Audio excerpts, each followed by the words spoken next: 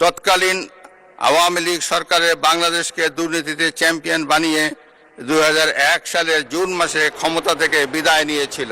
বিতাড়িত ফ্যাসিবাদী শাসন আমলে আইন শৃঙ্খলা রক্ষাকারী বাহিনীকে দলীয় বাহিনী হিসাবে ব্যবহার করা হয়েছিল।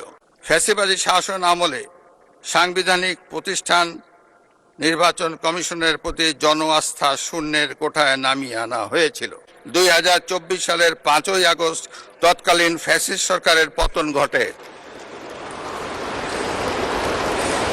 হাজারো শহীদের রক্তের উপর দিয়ে তাবেদার ও ফ্যাসিবাদ মুক্ত নতুন গণতান্ত্রিক বাংলাদেশের সূচনা হয়।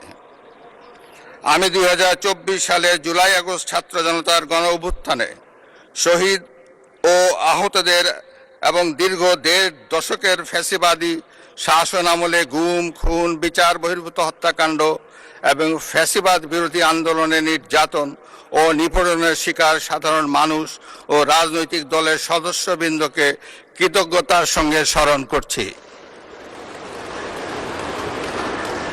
যাদের অসামান্য ত্যাগের মাধ্যমে বাংলাদেশ ফ্যাসিবাদ মুক্ত হয়ে গণতন্ত্রের পথে যাত্রা শুরু করেছে। সকলকে জানাই আমার আন্তরিক শ্রদ্ধা।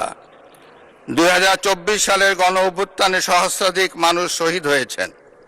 নারী, পুরুষ, শিশু সহ আহত ও পঙ্গু হয়েছেন কমপক্ষে 30,000 মানুষ। 5 শতাধিক মানুষ চোখ হারিয়ে অন্ধত্ব বরণ করেছেন। আল্লাহ হাফেজ। বাংলাদেশ জিন্দাবাদ।